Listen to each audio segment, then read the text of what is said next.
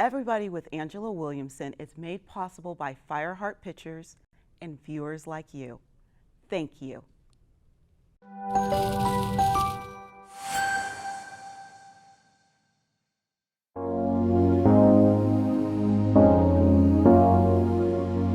Since season 2, we have celebrated women trailblazers.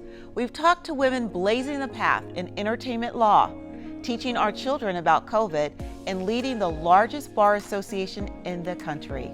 Tonight we continue our conversation with a woman trailblazer who is telling the untold stories of women behind America's most beloved road. I'm so happy you're joining us.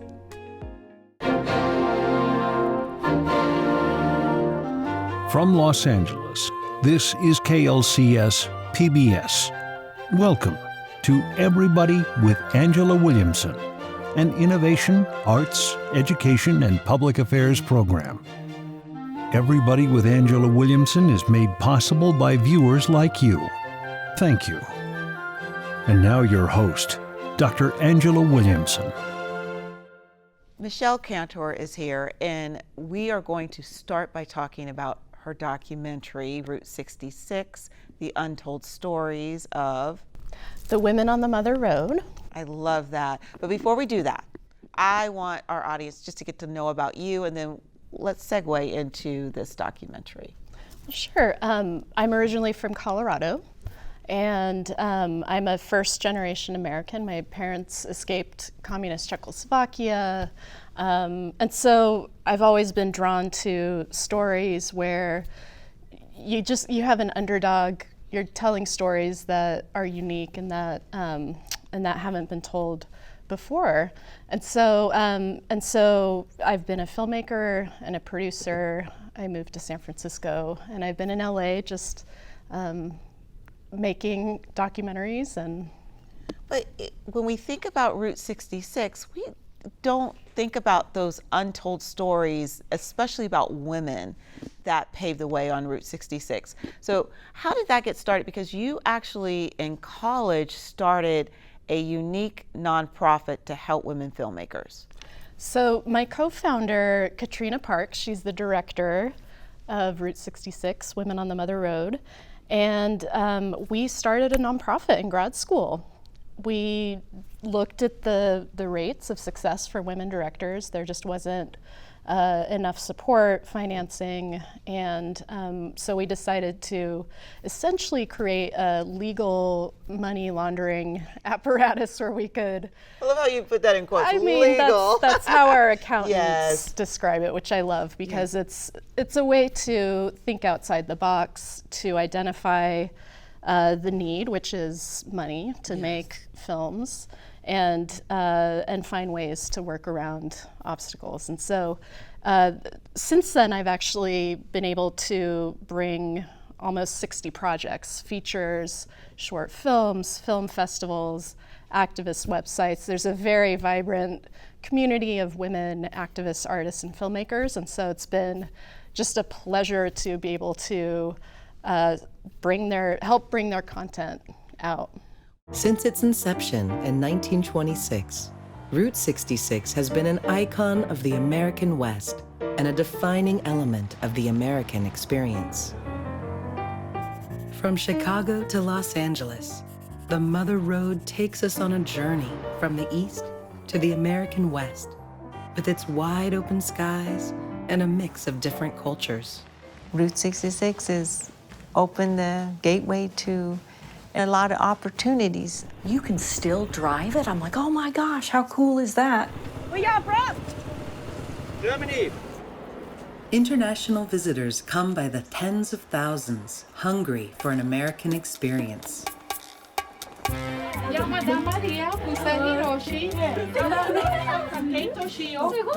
But the most famous person of all? Me.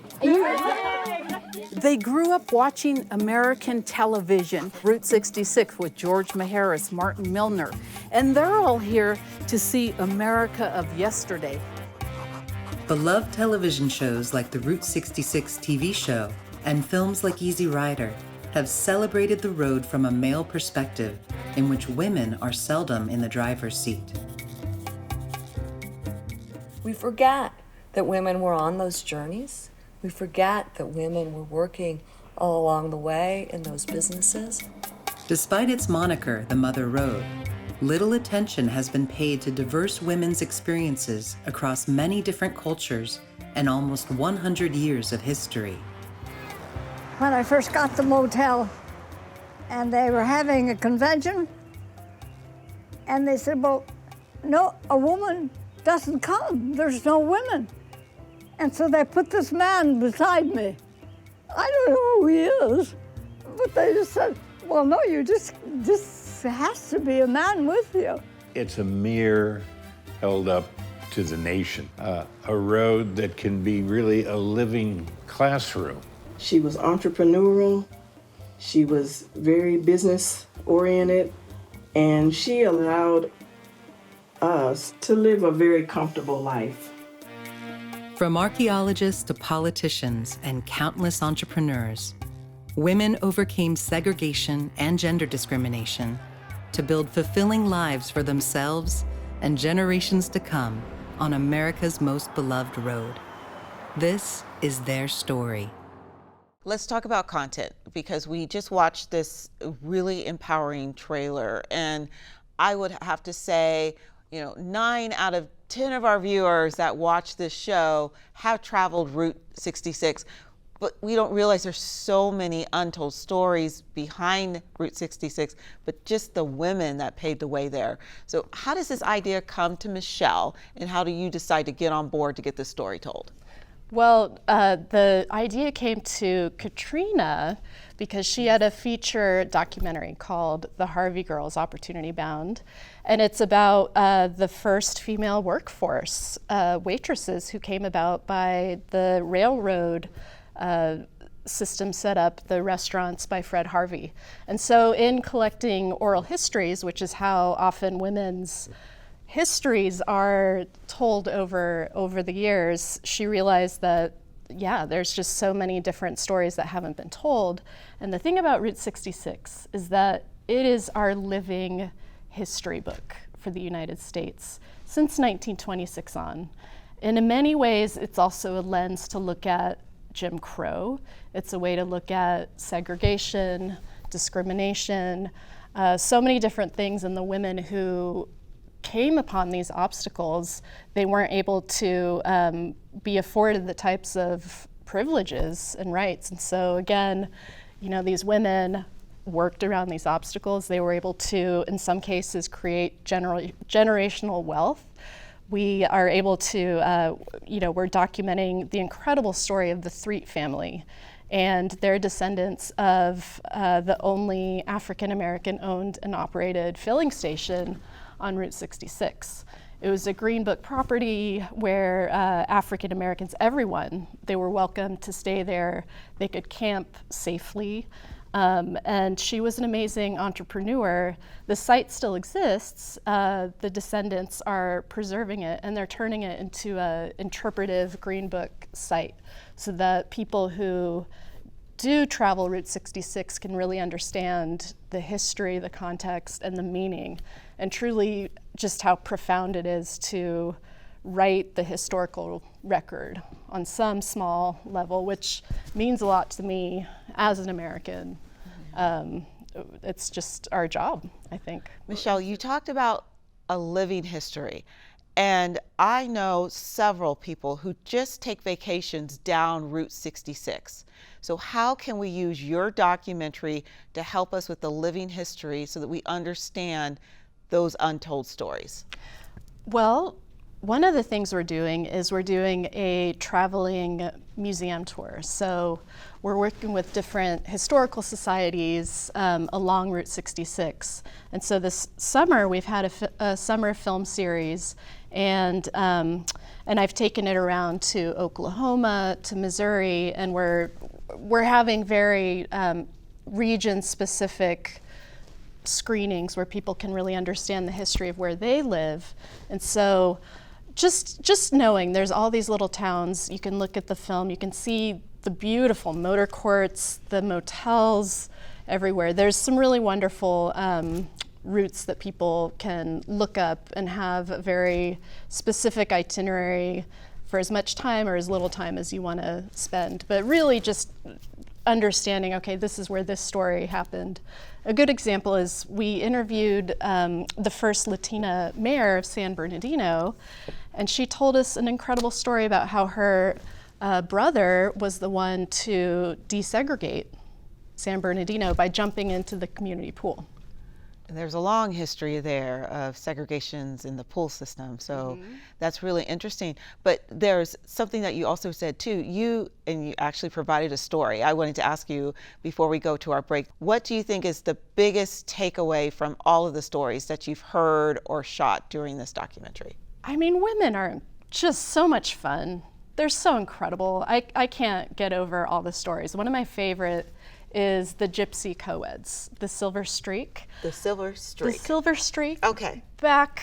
Way back in the 20s, 30s, they would pile into an old jalopy that they wrote graffiti on. I mean, it would be many girls piled in. I don't even know how they did it, but they would take these road trips down Route 66. In fact, they ended up with Thomas Edison when their car broke down, something to that effect. And so there's just incredible stories. I have ridden in the Silver Streak in Springfield, Missouri, which is the birthplace of Route 66. It's where it was officially designated.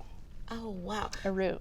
Amazing. Wow. So this is one documentary that you have, but there's another one that you actually alluded to it at the very beginning of our segment when you talked about your family and your family coming over here. And so you started that documentary. And when we come back from our break, I would love for you to talk more about Red Star. We want to talk about that, but because that's really personal for you, and you have helped us with the history of Route 66, those untold stories of women who paved the way. But now you are going to tell us a little bit about your legacy, which I think is important that we hear right now. So will you just hang on through the break, and we'll come back and we'll talk about the Red Star. Thank you. Come back to hear Michelle's family's legacy in her upcoming documentary, Red Star. When I was in foster care, I never knew when I would have to move, so I always had my suitcase ready to go. Then one day, I was adopted. My new parents opened their hearts and home to me. My parents cook my favorite breakfast for me every morning.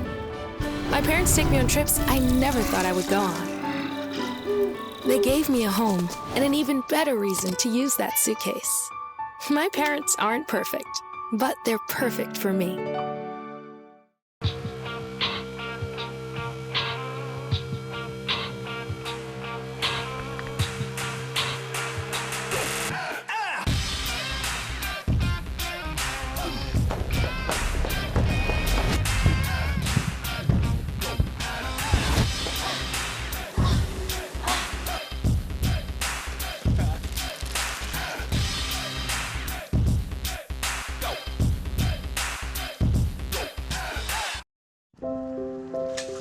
I want to eat apples and bananas.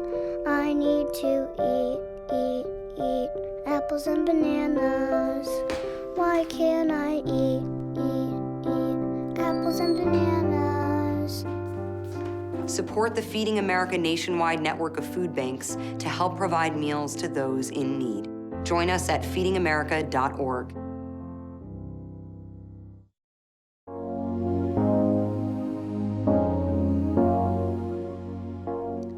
Welcome back. So before we actually look at Red Star, I want you, Michelle, to set up the documentary trailer that we're about to see. So this is a feature documentary. It's a trailer, but it's also a scene from maybe one of the most profound moments in our shoot. So the documentary is about my parents' escape. My dad is the only man to escape communist Czechoslovakia by scuba diving. He did this in 1965. He left behind my mother and my brother, who then escaped in 1968. And so here we actually go and we find the point in the river where my father passed underneath the bridge where the guards were killing people. There's a memorial there, 400 people died. And so again, this is another untold story where I was compelled. I love my family. I love our legacy. And so I crowdfunded, and I wanted to be able to tell it. It's a great story. Now we're going to watch the trailer for Red Star. Wonderful, wonderful. Thank you.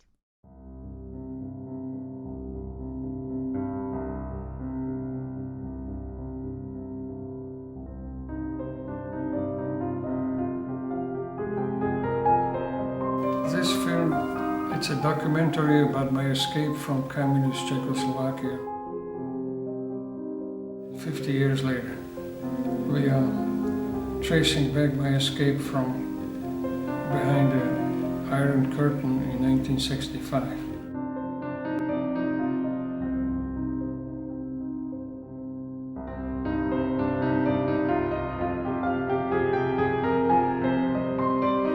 Czech Republic, Slovakia, Austria. And I came to Austria through River Morava, where I got into the river here, go under the bridge with the border patrol guns, and then come to this side and enter Austria. I missed it, but I desired freedom more than my own land.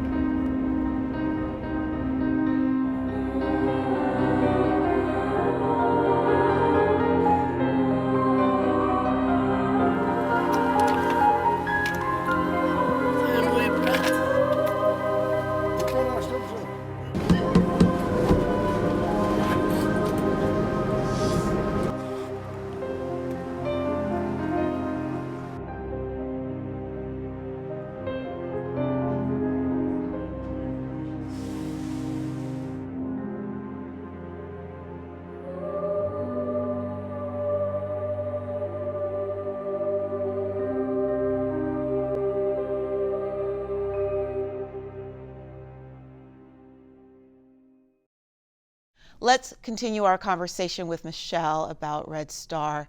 Wow, Michelle. So what do you want to come away with this? I know it's your family's legacy, so it's very personal for you, but what do you want the audience to come away with? The thing about stories like this is that it really puts into relief how lucky we are and how differently people in different parts of the world during different eras experienced freedom. And so I hope that people can walk away and really just have some kind of mindset shift, be entertained as well. I think documentaries should be fun to watch. I believe that too.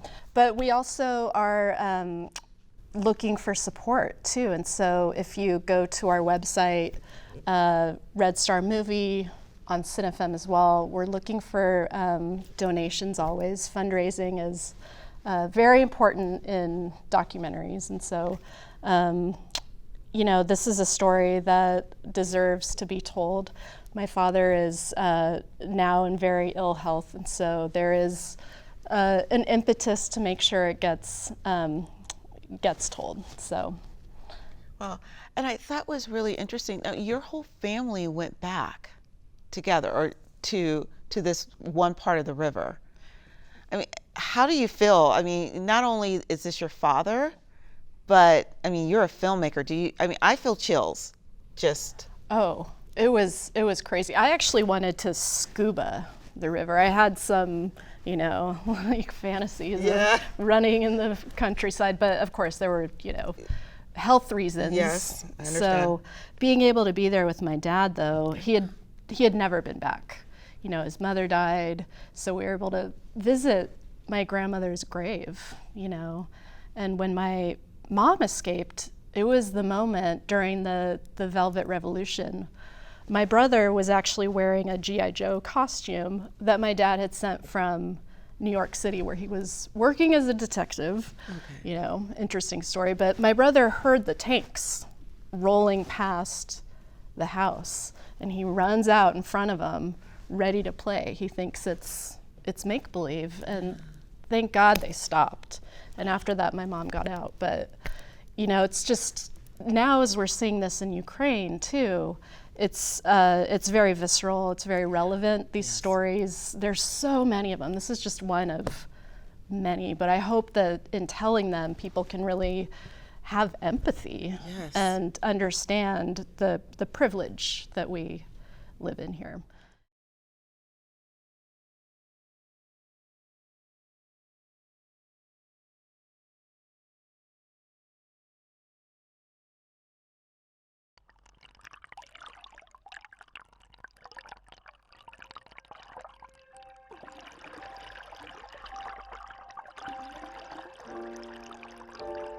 This is amazing. After 50 years, you can walk to Austria.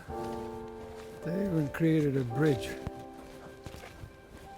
I wish this would be here 50 years ago. In 1965, Czechoslovakians could not come to this point. If you came here, you got arrested. This was forbidden zone. I am at a point where there's three countries unite.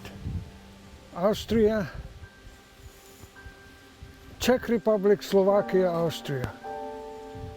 And I came to Austria through River Morava, where I got into the river here, go under the bridge with the border patrol guns, and then come to this side and enter Austria. Österreich, Czech Republic, Slovakia. Pozor, státňa hranica. What's it mean? Watch out, border, state border. Morava coming from that, from north, they are coming from west, they join here. And there is a wider Morava going and becomes a border between Czechoslovakia and Austria, then Slovakia and Austria now.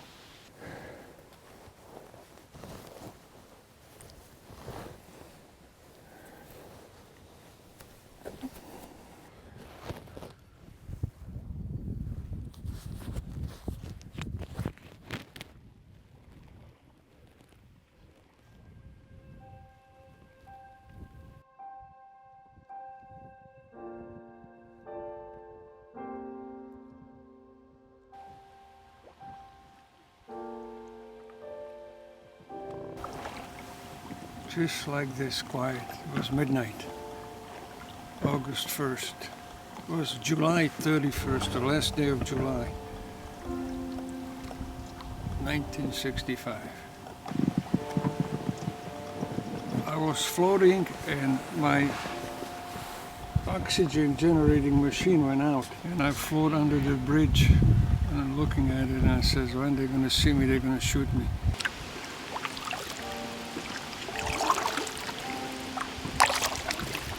I'm on a mission to find the roots of the old bridge. Okay, now we see here remains of the bridge. I was afraid I'm going to drown because I was already exhausted, thermal, cold, 8 hours in the water. So I was panicked. So I started praying. Jesus, I'm going to be good. Just get me out of this water. And ladder shows up.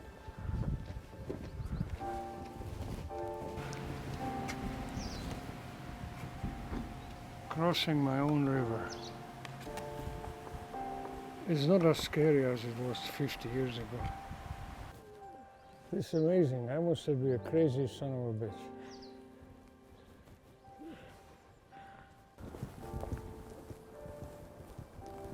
I'm in Austria. After 50 years again.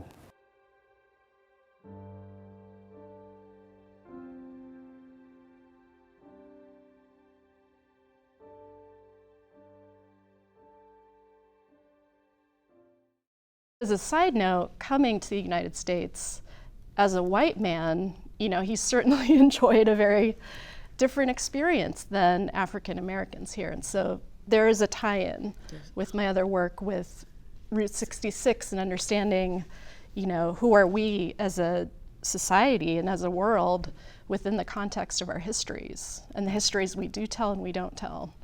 And the cliches of who tells these histories. Well, you know, we can't. Well, and I love what you're doing is you're changing the face of people who are telling these stories so that everyone can understand these histories from a different point of view.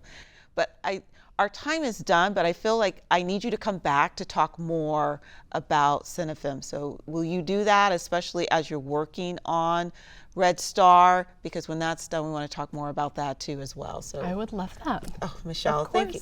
Thank you so much for even with what you did while you were in college to finding a way to get these stories told on Route 66. But last but not least, by preserving your father's legacy and your family's legacy. Thank you so much for all of that and sharing those stories with us in this episode. So thank you. Thank you so much. And thank you for joining us on Everybody with Angela Williamson. Viewers like you make this show possible. Join us on social media to continue this conversation. Good night and stay well.